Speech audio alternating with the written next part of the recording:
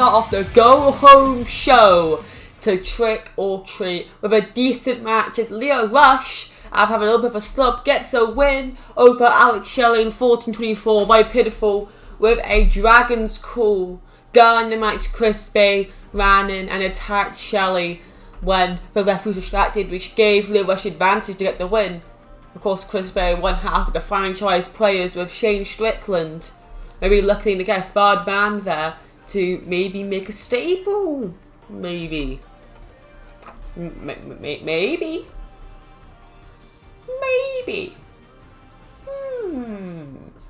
Lio Rush with a 53, Alex Shelley with a 51. Both of them in the match were inconsistent, but that is fine because the match did good either way. Segment rating of 56 as Samoa Joe after last week tearing up a contract is shown with a new contract. The old contract was the one he signed when he first joined the company as an enforcer. That was only in July or August. I think it was in July. It was in July. Yeah, so that was in July. I don't know. I'm gonna try and guess, but I'm thinking I might be wrong. But that is okay. So he joined early on into ITW's lineage, and he was an enforcer. However, EC3 pulled on the wrong parts. Which sounds very wrong, mate. Shush. He pulled on the wrong strings.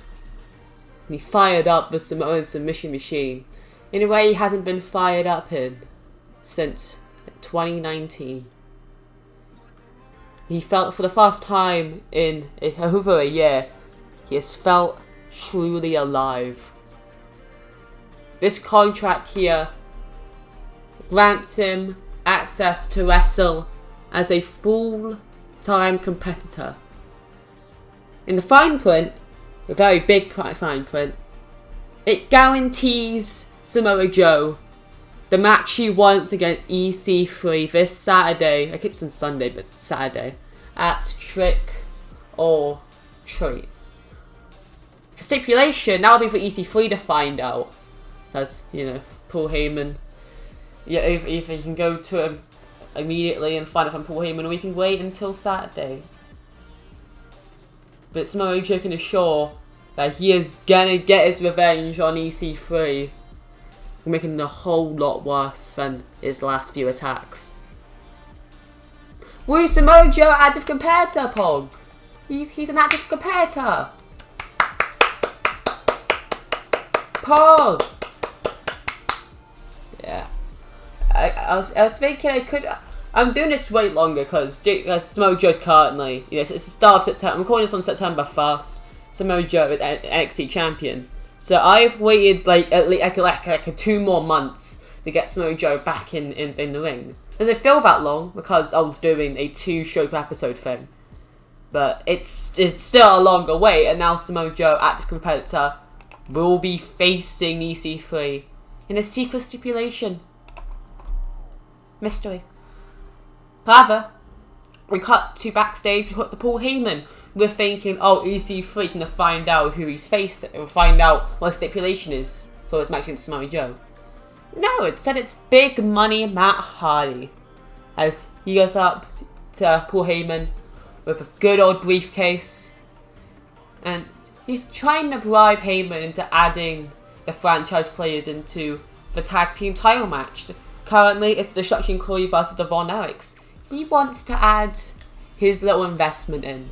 And he puts the briefcase on the table, opens up, he can't see how much money's in there, but he opens it up, Heyman's face, yeah, he's like, that's a big wad of cash, and he's like, I guess I could put them in there, they are great talents after all, and Matt puts a hand on Heyman's shoulder, it's like, thanks, Paul. I always knew you were good. I always knew you were one of the good ones. And he walks off. And Heyman takes the briefcase. As Heyman's known for wasting a lot of money. Of course, currently we're actually gaining money pretty good, but the crowd doesn't know about it. We could be like, Heyman's a little bit extra money because he's blowing it all. Yeah, so he takes the briefcase of money and he walks off. AKA a triple threat tag match at the pay-per-view. Franchise players versus the Von Erichs versus Destruction Crew. Of course, the Full Throttle will be more annoyed that they are in the opportunity and are not in the match, while franchise players didn't own the opportunity and are in the match. It builds that up for a potential future storyline. Depending on how either way, it could still be a good storyline. Okay. Then we have 62, a hype promo, a hype segment for contract signing at later on in the night, main event. The contract signing between Silver and Bryan Danielson. And then the title match on Saturday. It's basically just like a nice little, like those hype things AEW posts on their YouTube channel all the time. They did that with like CM Punk. There was like 3 about Punk versus Darby Allin. So, or 3 about Punk's return night and Darby Allin's thing. It was basically like that. But it's on the main show instead of on a YouTube channel. Same way in 62, pretty good there. We go same way to 49, as in a poor match. The Varsity Long defeat Death by Elbow in 11:34 when Brian Pillman Jr. defeats Chris Hero with a tornado DDT. Griff Garrison getting a 36, doing the joint whilst of JT Gunn, who also got a 36. Brian Pillman Jr. doing a 51, and Chris Hero with the best, with an in-ring performance of a 55. Of course, RCT Blonde not having a great time last week as they lost to Leo Rush. That was last week, right? Wow, I'm really getting my mind muffled. There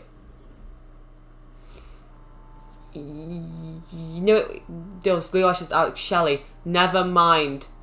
I think Ryan Pillman Jr. did lose to Chris Bay last week, so my mind got muffled there for a second. Yeah, so they lost to Chris Bay at the wave momentum, getting halted a little bit. They're keeping it strong as they defeat Death by Elbow. No, nothing to be sad about there. AKA, with their current condition, that is the best they could have pulled out.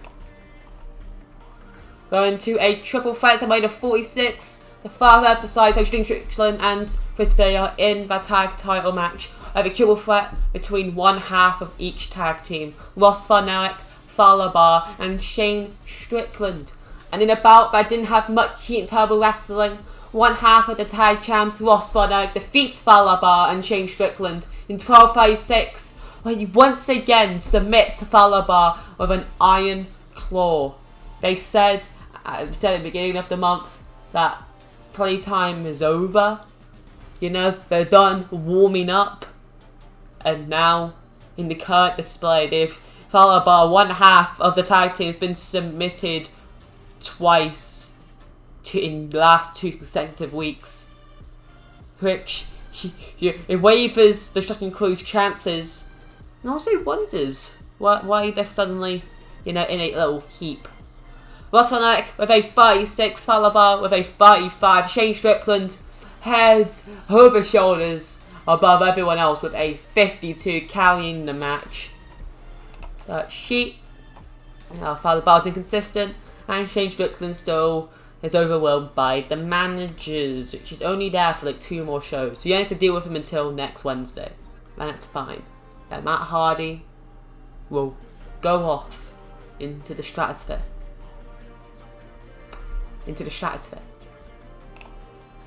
Then we're saying when a 51, as you see Paul Heyman now again, and then this time it is EC3. And he's like, hey, Paul, buddy, this is some bullshit here. You can't just spring onto me at the last possible minute that I'm going to have a match against Samoa Joe. I feel like I don't deserve this. It's like, this match should not happen until I'm ready for it. Like maybe like a few more months. We give it until like maybe February next year. That's enough time for me to train. And Paul's like, easy for you, buddy. You pulled this on yourself. I mean, you attacked him, and if you've known from experience by watching him in like the last 2 decades as he's gone through all the indies and the big top promotions, Samoa's not a man to mess with. And come Saturday, they're gonna find that out. And before you think of or I can just get carried down, escape, or not show up. The match will be contested inside of a steel cage. Crowd pops because in a steel cage, woo. And if you even think about not showing up, you'll be fined significantly. And for each night you don't show up to face Samoa Joe, that fine will be doubled. And trust me, after the second time it doubles, your wallet will not seem as your wallet will not seem as limitless. Will not be seen as limitless. Yeah, that makes sense.